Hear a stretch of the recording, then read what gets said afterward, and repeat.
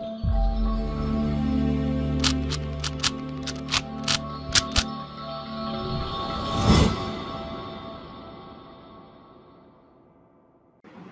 Guys, welcome to Vibha classes. आज हम आपके साथ डिस्कस करेंगे क्लास 11th अकाउंटेंसी की फाइनल अकाउंट्स की इंपॉर्टेंट एडजस्टमेंट्स। डियर, अगर आपको जिस तरीके से मैं अभी अफेक्ट बताना शुरू करूंगी एडजस्टमेंट्स का, अगर आप उसे अच्छे तरीके से समझ लेंगे तो आपको एडजस्टमेंट वाले क्वेश्चन समझने में दिक्कत नहीं आएगी। सबसे पहले हमने आपको फॉर्मेटिंग बता दी, जो कि पहला पार्ट था इसका। आज हम आपके साथ एडजस्टमेंट डिस्कस करेंगे और फिर हम आपके साथ जितने भी हो सकते हैं क्वेश्चन डिस्कस करेंगे, ताकि आप लोगों को विद एडजस्टमेंट्स वाले क्वेश्चन में कम से कम डाउट हो। क्योंकि टॉपिक समझना एक जगह होता है, लेकिन क्वेश्चन अगर ज्यादा से ज्यादा हो जाए तो आसान हो जाता है, लेकिन टॉपिक भी अच्छे समझना जरूरी है। तो सबसे पहला काम, आपको जो हमने फॉर्मेट बताया, जो कि पहला टॉपिक था, उससे अच्छे से कर लो। फिर आज की जो वीडियो है, और अगर एडजस्टमेंट्स हमारी रह जाती हैं और वीडियो हम बनाते हैं, तो एडजस्टमेंट्स को अच्छे तरीके से नोट डाउन करो। अगर आपको इनके इफेक्ट का रीजन और लॉजिक क्लियर है तो आपको कोई भी दिक्कत नहीं आने वाली। तो सबसे पहली एडजस्टमेंट हम आपके साथ डिस्कस करेंगे क्लोजिंग स्टॉक को लेकर। पहली बात तो ये समझना जरूरी है, ये एडजस्टमेंट क्या भला होती है। एडजस्टमेंट या एडिशनल इंफॉर्मेशन वो इंफॉर्मेशन है डियर, आपको पता है कि अकाउंट एक पूरा प्रोसेस है। क्या है अकाउंटिंग? एक पूरा प्रोसेस। सबसे पहले आपको जर्नल करना पड़ता है, जर्नल एंट्री के बाद आप लेजर्स बनाते हैं, ठीक है। लेजर के बाद आपके पास ट्रायल बैलेंस बनता है, क्लियर। अब जब आपने जर्नल एंट्री को पोस्ट करके लेजर बनाया, लेजर से आपने ट्रायल बैलेंस बनाया, कई बार क्या होता है, ट्रायल बैलेंस मैच नहीं कर रहा होता, इक्वल नहीं आ रहा होता, इसका मतलब कहीं ना कहीं कोई एरर रह गया, राइट। अब जो ये एडजस्टमेंट्स होती है ना, एक तो हम जो फाइनल अकाउंट बनाते हैं, देखिए जो हम फाइनल अकाउंट बनाते हैं उसमें हमें दो चीजें गिवन होती है, एक तो ट्रायल बैलेंस और एक हमें गिवन होगी एडिशनल इंफॉर्मेशन, जिसको कहा जाता है एडजस्टमेंट। यानी इन दोनों का इस्तेमाल कर कर हमें फाइनल अकाउंट बनाना है। तो ट्रायल बैलेंस में कुछ चीजें जो गलत हो गई, उनका करेक्शन दे रखा होता है एडिशनल इंफॉर्मेशन में, पहली चीज। दूसरी चीज, कुछ ऐसी चीजें होती हैं मेरे बच्चों जिनको आपने ट्रायल बैलेंस में नहीं लिखा, बिकॉज वो साल के एंड में ही निकाली जाती है। और क्योंकि वो साल के एंड में निकाली जाती है, ट्रायल बैलेंस में नहीं थी, ड्यूरिंग द ईयर नहीं था, इसलिए उसे एडिशनल इंफॉर्मेशन में लिखा जाता है।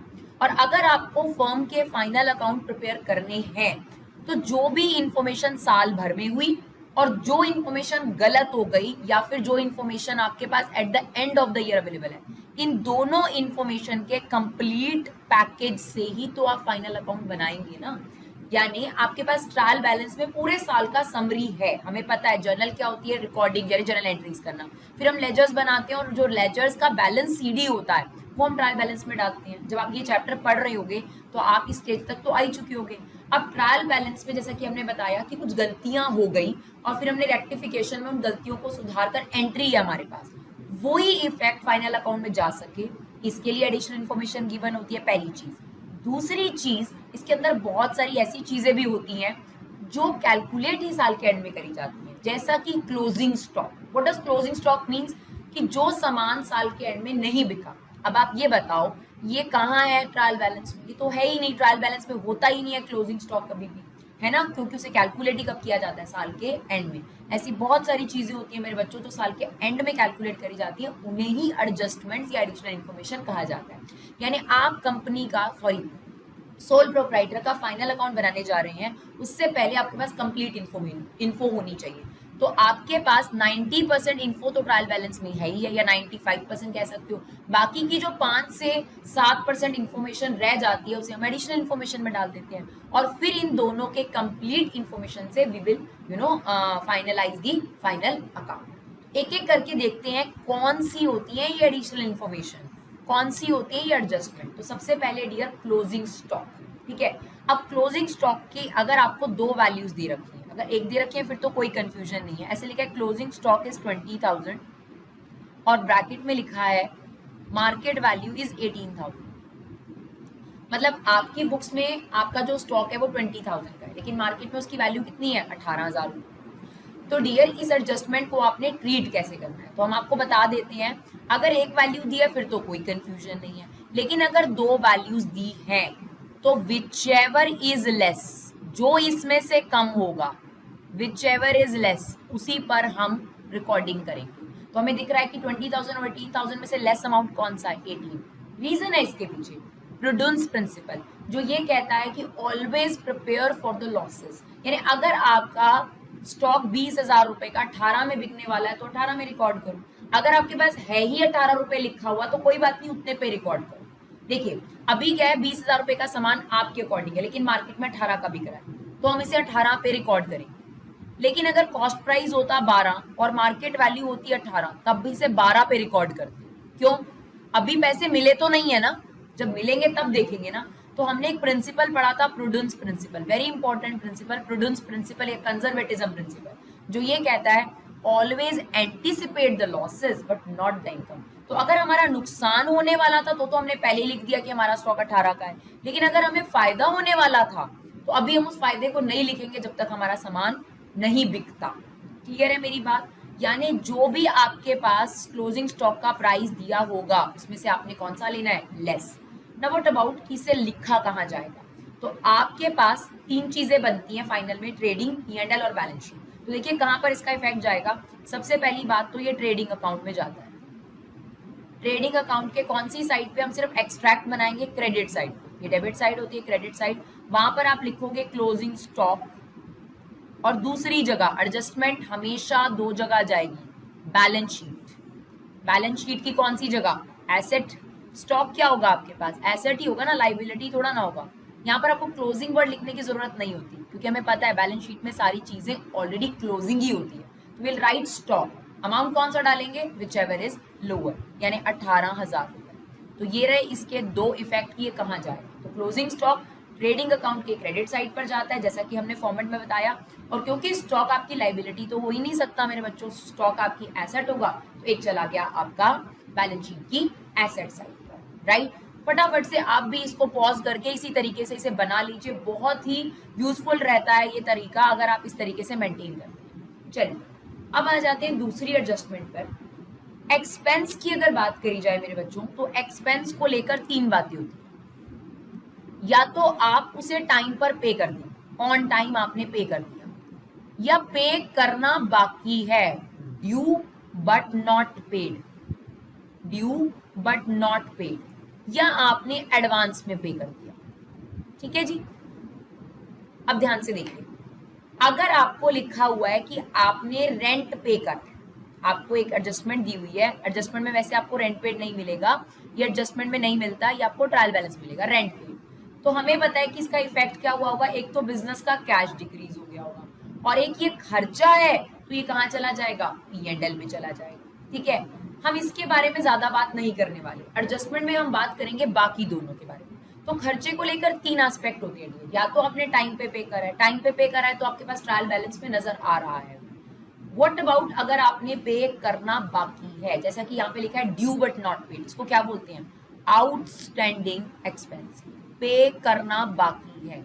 और अगर आप एडवांस में पे कर दो तो उसको क्या बोलते हैं? Pre paid expense. इसका एक और नाम है, याद रखिएगा, अनएक्सपायर्ड। ठीक है, एक्सपायर्ड क्या होता है? जिसका टाइम पीरियड निकल गया।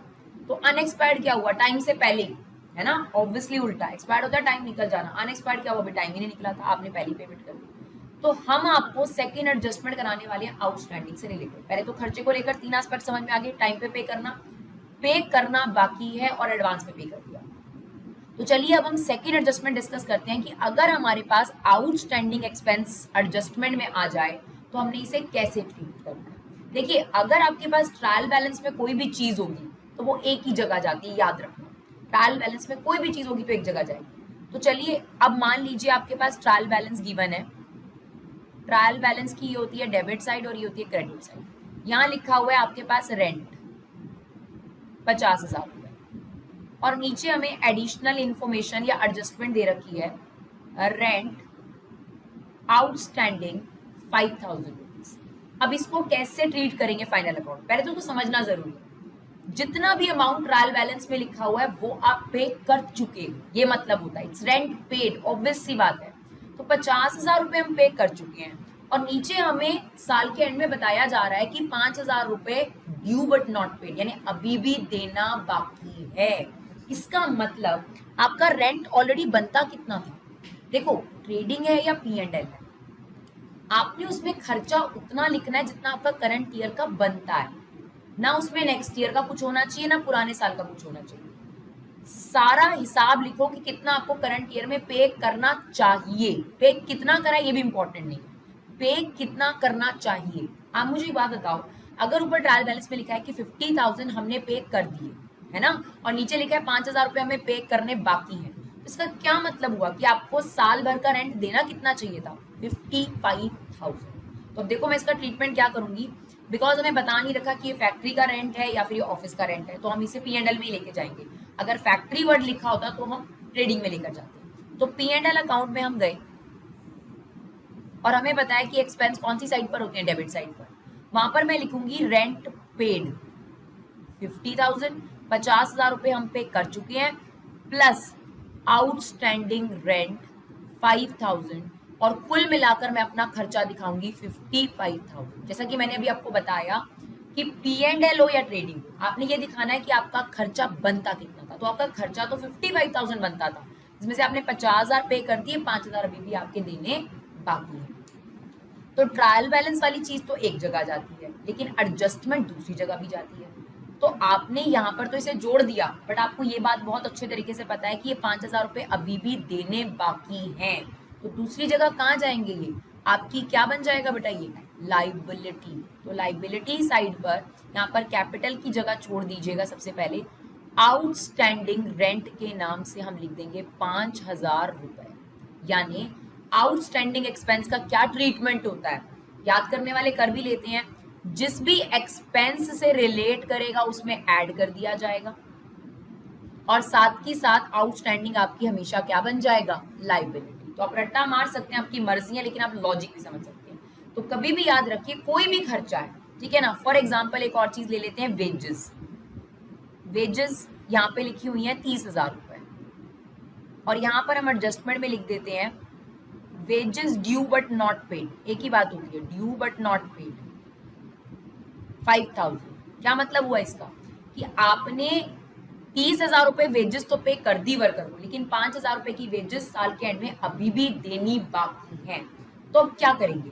पहले तो ये जो खर्चा है ये ट्रेडिंग का है या P&L का है? देखिए आपको पता है, हमने बताया था फैक्ट्री लेवल के जो खर्चे होते हैं वो ट्रेडिंग में जाते हैं। तो वेजेस वर्कर को दी जाती है, और वर्कर कहाँ काम करते हैं? फैक्ट्री में। तो इसका मतलब अगर मेरे पास ये है तो इसके लिए मुझे क्या जाना पड़ेगा? ट्रेडिंग अकाउंट में जाना पड़ेगा।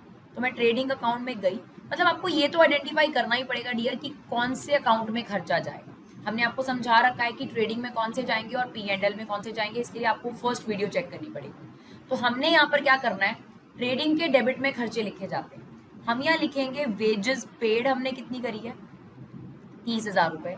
लेकिन आपको मैंने अभी बताया हमें ट्रेडिंग हो या P&L हो, उतना खर्चा दिखाना है जितना आपका बनता था। पे कितना करा दैट्स नॉट इम्पोर्टेंट। तो 30,000 रुपए हमने पे कर दिया। आउटस्टैंडिंग वेजेस है हमारी 5,000 रुपए, यानी हमारा जो वेजेस का खर्चा है वो कितना है? 35,000 रुपए। ये हमें दिखाना है।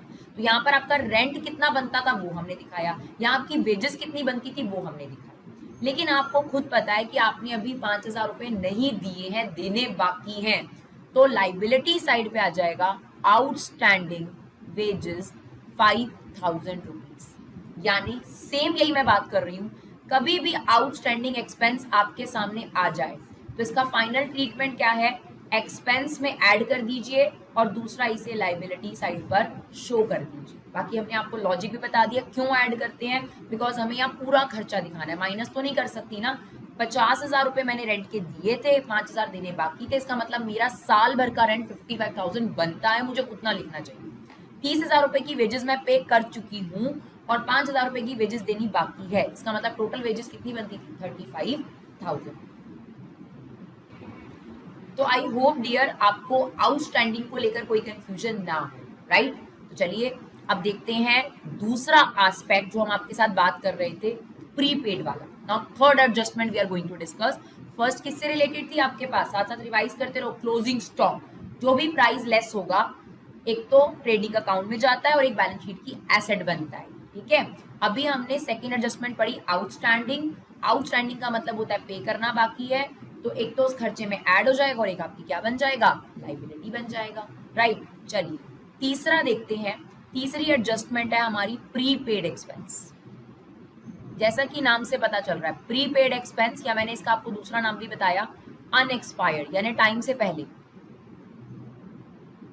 इसको भी समझते हैं। फॉर एग्जाम्पल आपको ट्रायल बैलेंस में कोई भी खर्चा दे रखा है, डेबिट साइड पर ही होते हैं खर्चे, asset, expense, loss, purchase, sales, return, ये सब आपको डेबिट साइड पे मिलेगा। याद रखिएगा, ये गोल्डन रूल है। एसेट है, एक्सपेंस है, लॉस है, परचेज है आपके पास, सेल्स रिटर्न है और ड्रॉइंग है, इनका बैलेंस आपको डेबिट साइड पे ही मिलेगा। यानी अगर कोई भी रेंट लिखा हुआ है और बच्चा कह रहा है कि रेंट रिसीव्ड है या पेड है, तो आपको कंफ्यूजन होना ही नहीं चाहिए। डेबिट साइड पे एक्सपेंस ही लिखे होंगे। क्रेडिट साइड पर आपको किसका बैलेंस मिलेगा?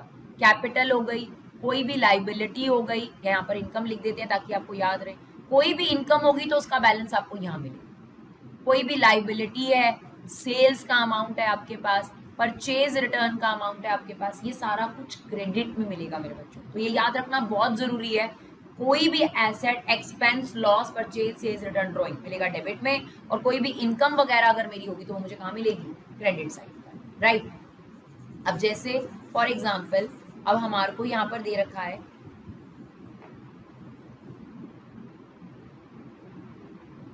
इंश्योरेंस 8,000 रुपए, तो आपको ये समझने की जरूरत नहीं है कि ये खर्चा है या मैम हमने रिसीव करा है। डेबिट साइड पर क्या होती है? खर्चे ही होते हैं। Asset, expense, loss, purchase, sales, return, drawing, ये सारी चीजें हमें डेबिट साइड पे मिलती हैं। अच्छा, ये लिखा हुआ है, साथ ही साथ हमें एडजस्टमेंट दे रखी है। क्या एडजस्टमेंट दे रखी है वो भी लिख देते हैं। एडजस्टमेंट हमें दे रखी है प्रीपेड इंश्योरेंस 1,000। अब क्या मतलब है, ध्यान से समझिएगा। हमने आपको पहले ही बता दिया ट्रायल बैलेंस में जो चीजें हैं वो पे हो चुकी है, यानी आपने 8,000 रुपए का इस साल इंश्योरेंस पे किया, और नीचे लिखा हुआ है कि प्रीपेड इंश्योरेंस है। उसमें से प्रीपे का मतलब होता है नेक्स्ट ईयर के लिए एडवांस पे कर दिया, यानी जो आपने 8,000 रुपए पे करे हैं इस साल, उसमें से 1,000 रुपए नेक्स्ट ईयर से रिलेट करता है। मैंने आपको बहुत क्लियरली बताया, चाहे ट्रेडिंग अकाउंट हो या P&L अकाउंट हो, आपने खर्चा उतना लिखना है जितना आपका करंट ईयर का बनता था। आपने 8,000 रुपए पे करें जिसमें से 1,000 नेक्स्ट ईयर से रिलेट करते हैं। करंट ईयर का कितना था? फिर ऑब्वियस सी बात है 7,000। अब ये कैसे आएगा? जब आप 8,000 में से 1,000 रुपए क्या करोगे? सब्ट्रैक्ट करोगे। पहली बात, इस खर्चे को हमें आइडेंटिफाई करना पड़ेगा कि ये ट्रेडिंग का या P&L का। तो हमें पता है कि ये P&L में जाएगा, तो हमने बना लिया P&L account, right. Debit side पर आ जाओ और यहां लिखो इंश्योरेंस पेड। कितना पे करा है हमने इंश्योरेंस? 8,000 रुपए। लेकिन 8,000 रुपए हमारे P&L में नहीं दिखा जाना चाहिए, क्योंकि हमारा 8,000 रुपए का खर्चा नहीं बनता। इसमें से जो आपने अगले साल के लिए पे कर दिया प्रीपेड इंश्योरेंस, उसको आप क्या कर देंगे? माइनस, यानी यहाँ पर आएगा 7,000 रुपए, and that is the correct one, क्योंकि हमें उतना खर्चा दिखाना है जितना हमारा इस साल का बनता है। तो हमारा खर्चा कितना बनता था? 7,000 रुपए सर। 8,000 तो हमने पे कर दिया, लेकिन 1,000 एडवांस है, हमने बता दी, ठीक है। तो ट्रायल बैलेंस की चीज तो एक जगह जाएगी, लेकिन एडजस्टमेंट की चीज कितनी जगह जाती है? 2 जगह। दूसरी जगह क्या जाएगी? अब आप मुझे एक बात बताइए, अगर आपने कोई भी चीज एडवांस में किसी को पे कर दी, तो आपकी लाइबिलिटी तो नहीं हो सकती ना, वो आपकी क्या बनेगी? एसेट बनेगी। तो बैलेंस शीट में एसेट साइड पर हम दिखा देंगे प्रीपेड इंश्योरेंस 1,000 रुपीज। तो ये देखिए, एडजस्टमेंट तो चीज 2 जगह चली गई, एक तो खर्चे में से माइनस हो गई और एक एसेट बन गई।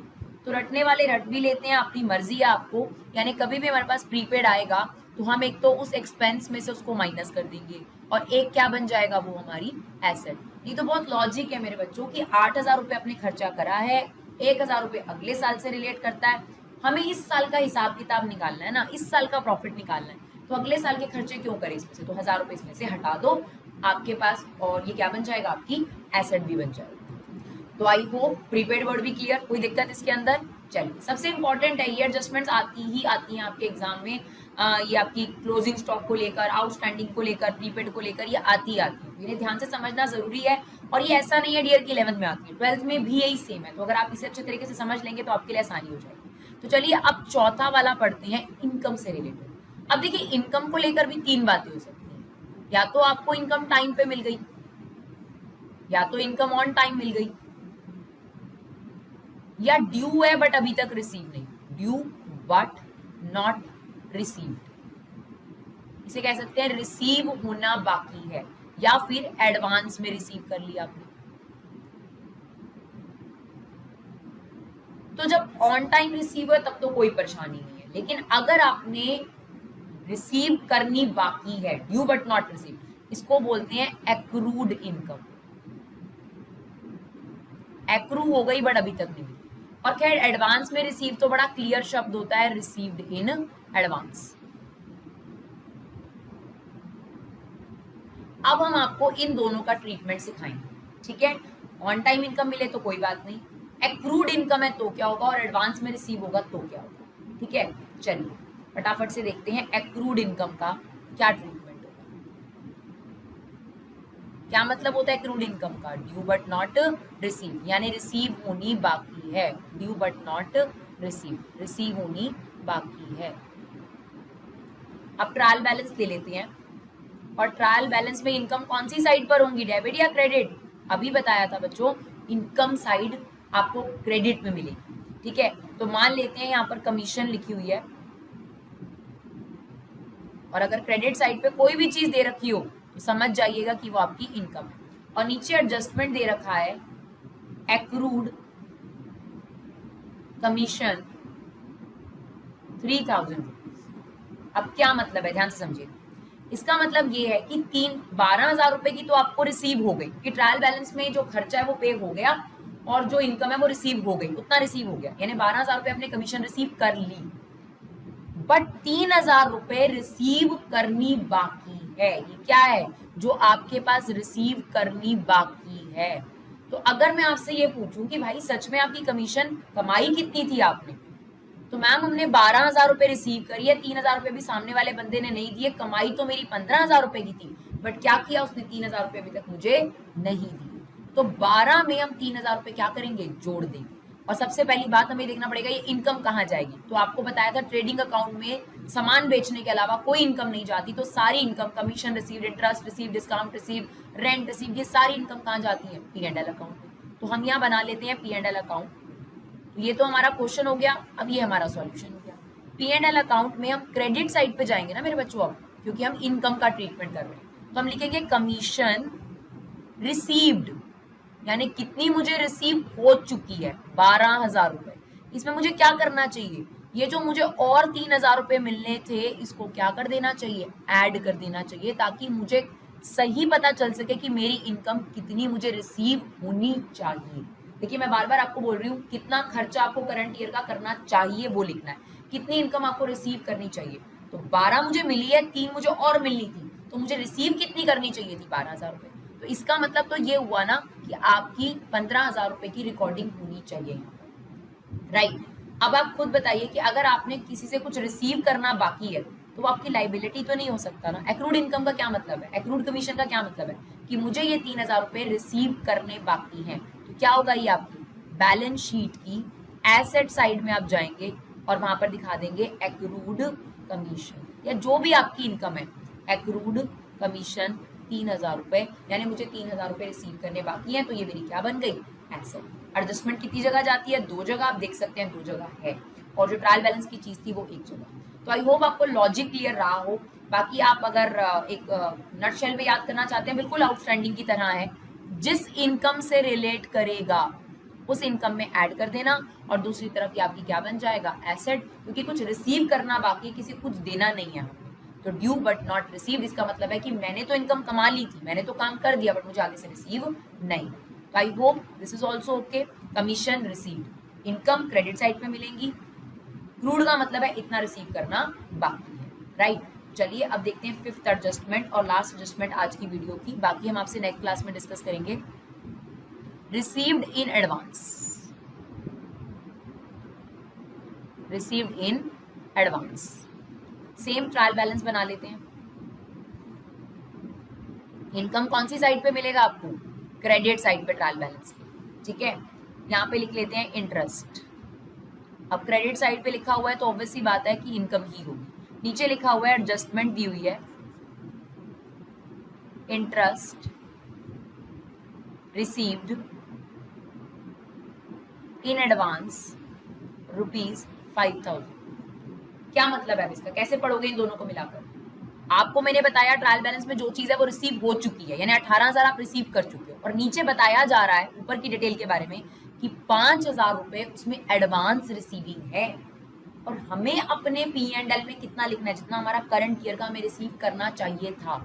हमने रिसीव टोटल 18,000 की है, लेकिन उसमें से 5,000 एडवांस है नेक्स्ट ईयर का, तो इसे क्या करना पड़ेगा, हमें हटाना पड़ेगा ताकि हम करंट ईयर का बता सकें। यानी हमें क्या करना पड़ेगा, एडवांस को माइनस, यानी प्रीपेड था या रिसीव्ड इन एडवांस, दोनों में क्या कर रहे हैं हम लोग, माइनस, और आउटस्टैंडिंग और एक्रूड में हम क्या कर रहे हैं, ऐड। बट हम रट्टा नहीं चाहते, हम चाहते हैं कि आपको समझ में आए। तो आप जाइए P&L अकाउंट में, P&L अकाउंट के ऑब्वियसली क्रेडिट साइड पर, बिकॉज इनकम कहाँ रिकॉर्ड होती है, क्रेडिट साइड पर, वहां हम लिखेंगे इंटरेस्ट रिसीव्ड कितना है हमारे पास, 18,000 रुपए, लेकिन ये करंट ईयर का नहीं है ना, इसमें से एडवांस है ना, तो जो एडवांस रिसीविंग है 5,000 रुपए की, वो हम इसमें से क्या कर देंगे बच्चों, माइनस, तो हमारे पास आ गया 13,000 रुपए, जो हमारी रियल इनकम इस साल की बनती थी। और क्योंकि हम एडवांस में लेके बैठे हैं किसी से पैसा, तो ये आपकी लाइबिलिटी है या एसेट है, ऑब्वियसली लाइबिलिटी है। तो बैलेंस शीट की लाइबिलिटी साइड पर आप जाओगे और वहां लिखोगे interest received in advance 5,000 rupees. Clear है मेरी बात? तो आई होप मैंने आपके साथ जो पांचों करी हैं, एक बार उसको फटाफट से नटशेल में देख लेते हैं। क्लोजिंग स्टॉक, क्लोजिंग स्टॉक की which ever is value is less, ठीक है। क्लोजिंग स्टॉक कहाँ जाएगा, ट्रेडिंग अकाउंट के क्रेडिट साइड पर और बैलेंस शीट की एसेट साइड पर। फिर मैंने आपके साथ डिस्कस करा आउटस्टैंडिंग एक्सपेंस, पे करना बाकी है, जिस भी खर्चे से रिलेट करेगा उसमें ऐड कर दो, और क्योंकि पे करना बाकी है तो आपकी लाइबिलिटी बन जाएगा। फिर मैंने आपके साथ डिस्कस करा प्रीपेड, क्योंकि एडवांस पे कर दिया तो उसे क्या करना पड़ेगा, उस खर्चे में से सब्ट्रैक्ट करना पड़ेगा, और क्योंकि हमने एडवांस पे करा है, हमने किसी से सर्विसेज लेनी बाकी है, तो हमारी क्या बन जाएगी, एसेट। फिर एक्रूड इनकम, इनकम रिसीव करनी बाकी है, जिस भी इनकम से रिलेट करेगी उसमें जोड़ देना, और क्योंकि रिसीव करनी बाकी है तो आपकी एसेट बन गई। रिसीव्ड इन एडवांस, अगर आपके पास कोई भी चीज एडवांस में रिसीव हो गई तो इनकम में से सब्ट्रैक्ट करो, क्योंकि वो करंट ईयर की नहीं है, और एडवांस में रिसीव कर लिया तो आपकी क्या बन गई, लाइबिलिटी। तो आई होप डियर आपको ये वीडियो यूजफुल लगा हो। अगर आपको ये वीडियो यूजफुल लगा हो तो प्लीज प्लीज इसे ज्यादा से ज्यादा शेयर करिए, यही आप लोगों की तरफ से हमारे लिए सबसे बड़ा रिवॉर्ड है, यही आप लोगों की तरफ से हमारे को कंपनसेशन है। Thank you so much guys for love and support, keep supporting.